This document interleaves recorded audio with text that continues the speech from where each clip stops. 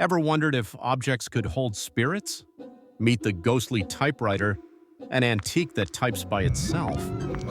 It all started when a writer bought it at a flea market. Little did he know it had a story to tell from beyond the grave. The first message appeared one stormy night, sending chills down his spine. The writer was skeptical at first, thinking it was a prank. But the messages continued, each one more detailed than the last. They told the story of a woman named Eleanor who lived in the 1920s. She was a writer too, and her unfinished novel was her life's work. But she died tragically, leaving her story incomplete. Eleanor's spirit was trapped, yearning to finish her novel.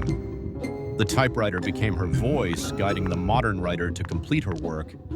He followed her instructions, feeling a strange connection to her. As he typed, he could sense her presence, almost as if she was standing right beside him, whispering the words into his ear.